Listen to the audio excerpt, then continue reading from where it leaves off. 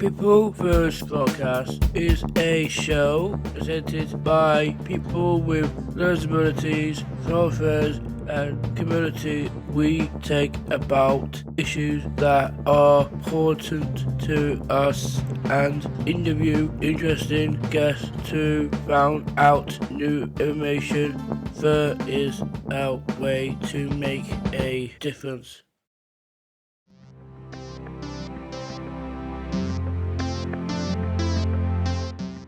Hello and welcome to People First podcast. Today we will be talking to David, who is a speech and language therapist who worked with adults with learning disabilities.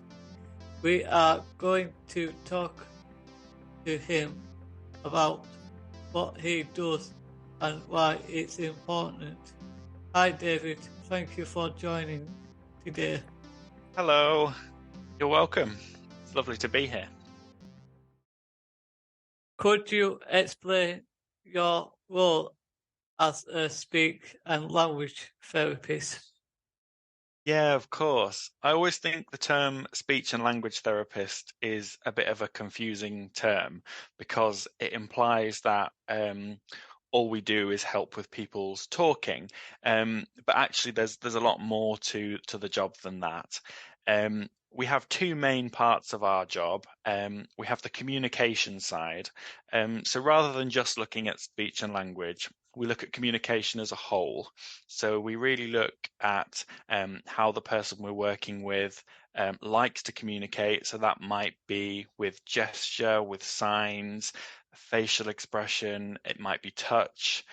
And we look at the best way for that person to communicate, and then we might advise the people around them on how to support that and how to make their environment a better and an easier place for them to communicate in.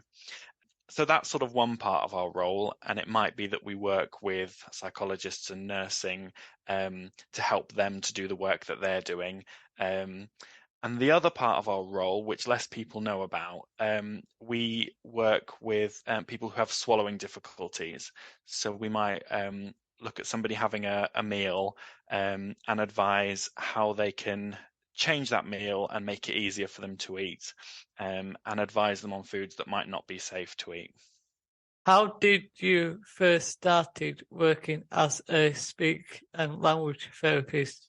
Did you have to study? Yeah, I had to do a master's course, which was 2 years, and it's a mixture of theory. So I'd go into lectures and I would learn about why we do what we do and about the research. And then we would have placements where we would go into hospitals and clinics and schools, and we'd kind of learn to practice the job in real life. I did the master's course because I already had a degree in linguistics, which is about the study of language. So there were a lot of things that I kind of already could bring into speech and language therapy from that. That somebody who wanted to start from the beginning could do an undergraduate degree, which is usually 3 or 4 years, which you can go straight into. And I believe they're now trialing apprenticeships to become a speech and language therapist. And I think it depends on what part of the country you're in, but it's something that we're trialing at the moment, and might be rolled out across the country in a few years. And I think that would be really good to help other people access becoming a speech therapist. Why might someone need a speech and language therapist? There are lots of reasons why somebody might need a speech and language therapist. If it's for eating and drinking, it might be that they're having trouble with their food or their drink, and need some advice around that.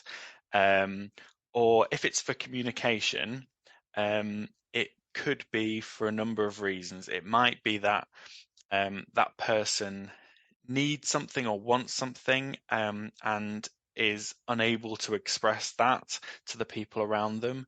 And so we might go into to help to understand what that is so that the person can get what they need.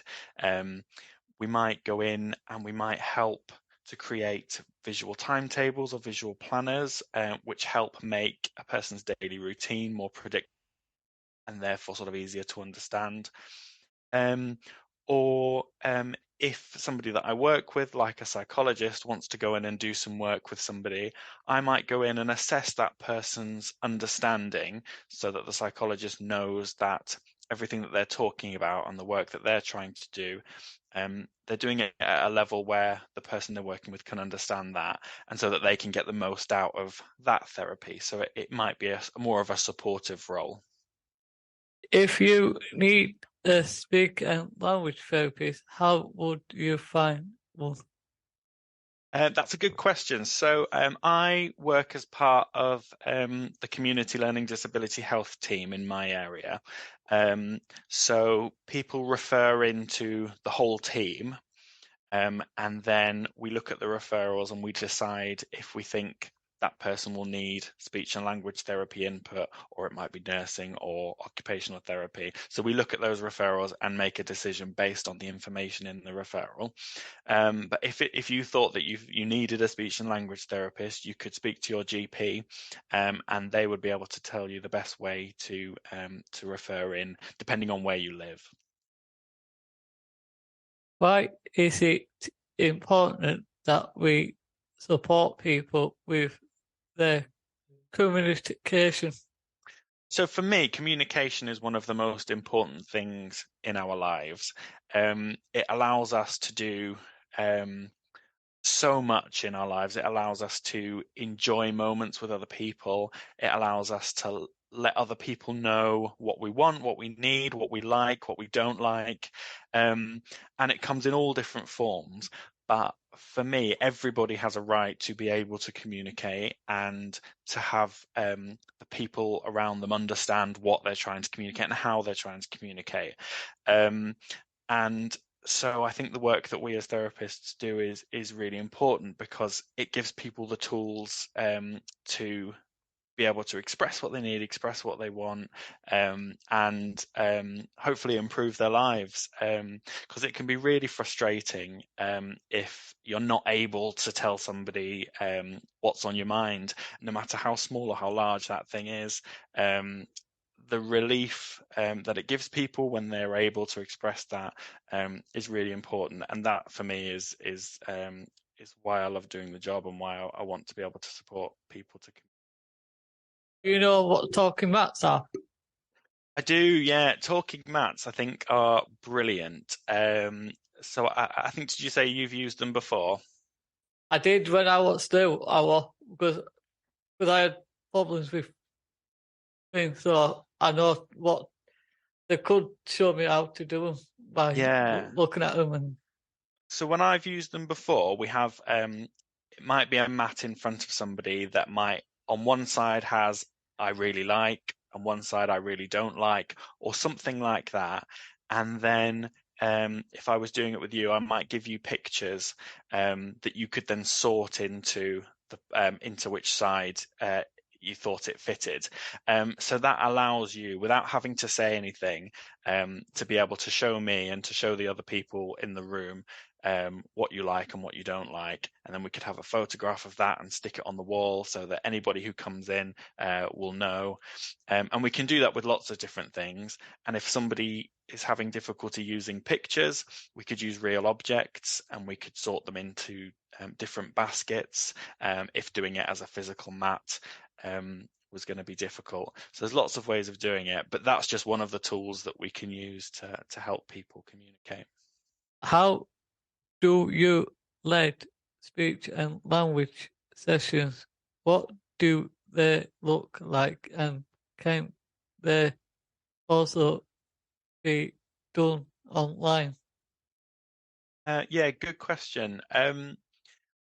If I was going in and meeting somebody for the first time, it would probably be very informal. So I might either go to their home, or I might go and see them in day service, or sometimes I've been out and met somebody on a walk, like in a park. And I might just get to know them a bit, observe them, and kind of go from there. If I needed to, I might do a bit of assessment. So that might involve looking at some pictures and asking you some questions about them. If it was about eating and drinking, I'd come and meet you over a meal time, and I'd watch you having a meal, and we'd talk about whether you found it difficult or easy and how we could make that easier for you. But really, it very much depends on the person that I would be going to see.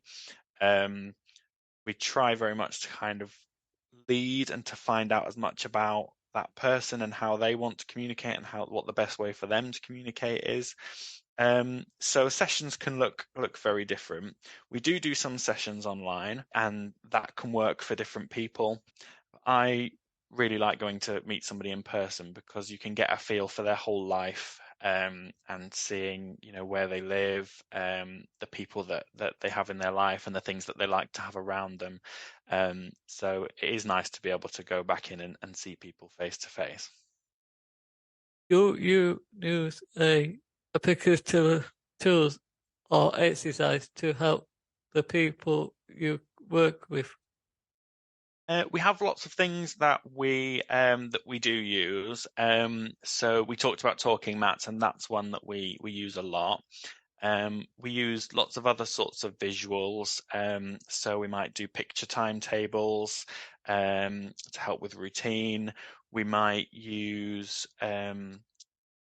make information about, for example, a dentist appointment. We might make that easier to read with pictures and by arranging the information on the page differently. We also use signing, so we might use Makaton, which is another tool that we use to kind of communicate with people. But in terms of exercises, it would very much depend on the person, and a lot of what we do is trying to make the environment a better place for communicating, rather than giving you lots of things or giving the person that we're working with lots to work on. How do you communicate with someone who is deaf in order to help them in their speech? So for someone who was deaf or hard of hearing, we might use signing. If that was something that the person was able to do. And so we might work with their families or the people who support them to teach them the important signs, and to give them sort of tips on how to use those the most effectively.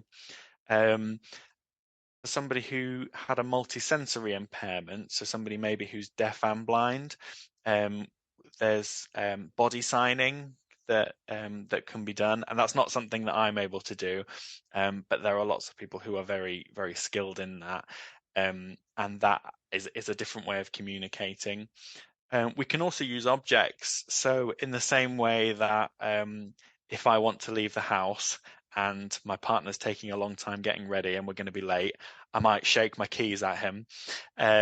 We can use objects to represent what's going to happen. And so we might communicate to somebody by showing them an object so that they know what's about to happen. So we might show them a particular fork so that they know that they're going to have a meal time or something like that. So there are lots of different ways of communicating if speech isn't an option for somebody.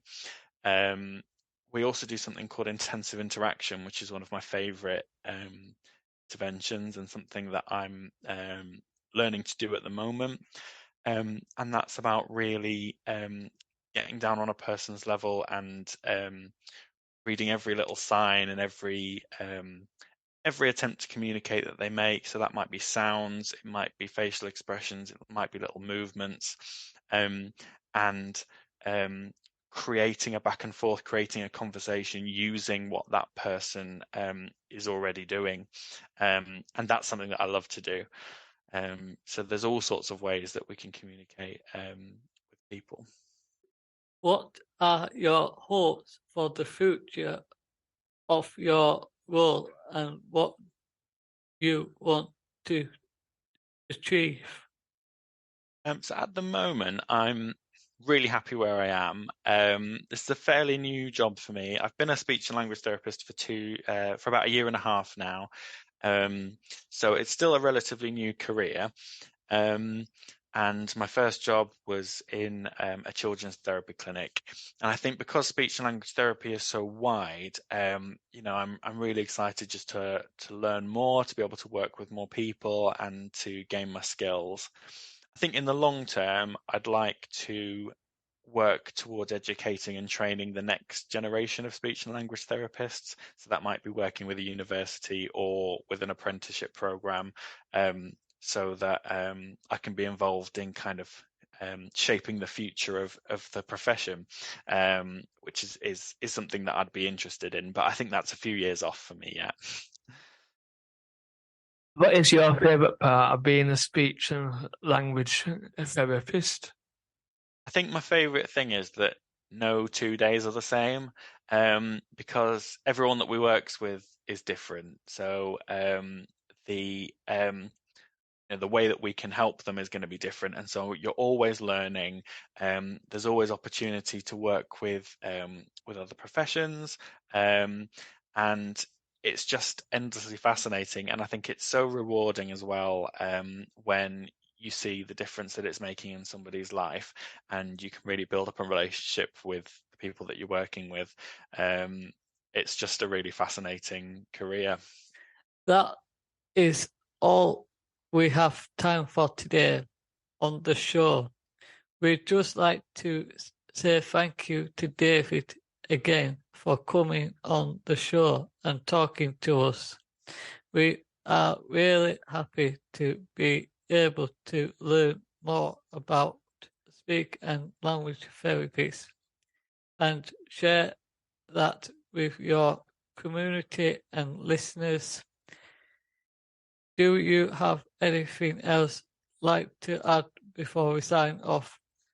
No, I don't think so. Just thank you so much for having me. It's great to be able to talk about what speech and language therapists do, because I think it is a hard one for people to get their heads around how we can support. And so to be able to talk about that is fab. And I think it's wonderful what you're doing with the podcast. Thanks for listening, and we'll see you next time.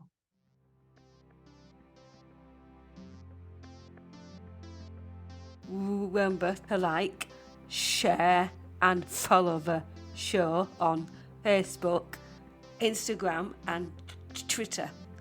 You can find us by searching for the People First podcast. Thanks for listening.